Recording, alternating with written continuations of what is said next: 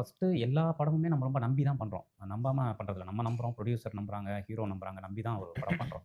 அது ஏதோ ஒரு மிக்ஸிங் வந்து தப்பாயிடுது. ம். ஏதோ ஒண்ணு அது சார் சொன்னார் இல்லையா? ஒரு குக் பண்ணும்போது ம். ஏதோ ஒண்ணு ஜாஸ்தியாயிடுது. ஏதோ அப்படிதான் அது நெனைக்கிறேன். ஸோ ம். ஜப்பான் பொறுத்தவரைக்கும் நான் திரும்ப திரும்ப ஒரு விஷயத்த மட்டும் நான் அந்த சொல்லிட்டே இருந்தேன். என்னன்னா, கார்த்திக் சார் வந்து அந்த படத்துல வந்து எனக்கு ரொம்ப அ என் கூட இருந்தாரு. கார்த்திக் சார். அந்த படம் நல்லா வரணும்னு என் கூட நின்னது கார்த்திக் சாரோட ரொம்ப ஒரு ஆர்டிஸ்ட்டா வந்து அவர் தான் அந்த படம் பண்ணணும்னு வந்தது. அந்த படத்துல இருந்த சில எக்ஸ்பெரிமெண்ட் எல்லாம் அவரு ஒத்துக்கிட்டு, அத ம். மாத்தவே வேண்டாம். நம்ம பண்ணுவோம் அப்படின்னு சொன்னது. ஸோ அந்த மாரி. பட் அவர் உள்ள வரும்போது எனக்கு ஒரு பதட்டம் இருந்தது. என்னன்னா, அந்த மாதிரி ஒரு ஹீரோ பண்ணும்போது, அவருக்கான சில விஷயங்கள பண்ணணும்னு நான் நெனச்சேன். புரியுதா உங்களுக்கு? ஒரு ஒரு தியட்ரிக்கல் படமா வரும்போது அந்த ஸ்பேஸ்க்கு. ஏன்னா, ஜப்பான் படம் எழுதப்பட்டது வந்து ஒரு வெப் சீரிஸ்க்காக. ம்.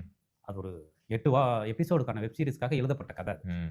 ஸோ அப்ப வந்து இன்னும் நெறைய கேரக்டர்ஸ் இருந்தது. ஒரு இந்த அ நெறைய கேரக்டர்ஸோட போற ஒரு புரியுது. ஒரு ஹைப்பர் லிங்க் ஃபிலிம் ஓகே. ஒரு அப்படி எடுக்க ஸோ அந்த கதைய படிச்சுட்டு ட்ரீம் வாரியர்ஸ்ல நம்ம இத ஃபிலிமாவே பண்ணலாமே அப்படின்னு பிரகாஷ் சார் சொன்ன பிறகு ம். அது ஒரு ஃபிலிம் ஸ்கிரிப்ட்டா ஸோ நீங்க மாறுனுச்சு. சொல்லி நீங்க இந்த படம் நீங்க பண்ணதுனால, அ இப்போ கொஞ்சம் காலம் தாண்டி நம்ம அத பத்தி பேசுறதுனால, இப்ப யாரோ ஒரு டைரக்டர் உங்ககிட்ட வந்துட்டு ஒரு ஒரிஜினல் வாய்ஸ் இருக்கக்கூடிய ஒரு ஃபில்ம் மேக்கர் நான் இந்த ஸ்டாரோட பண்றேன் அப்டின்னா, இத மட்டும் பண்ணிறாதன்ற மாரி ஏதாவது நீங்க சொல்லுவீங்களா? அறிவுரையாக நீங்க என்ன சொல்லுவீங்க இந்த அனுபவத்தின் இல்ல வழியா? ஒரு படம் கதை என்ன கேட்குதோ அத பண்ணுங்கங்கிறது தான். வேற ஒண்ணுமே கிடையாது. இப்ப நான் பண்ண தப்பு அதுதான் ஜப்பான்ல. நான் அத ம். திரும்ப திரும்ப சொல்றேன். ஜப்பான் வந்து முழுமையாக ராஜமுருகனுடைய படம், ராஜமுருகனுடைய தவறு.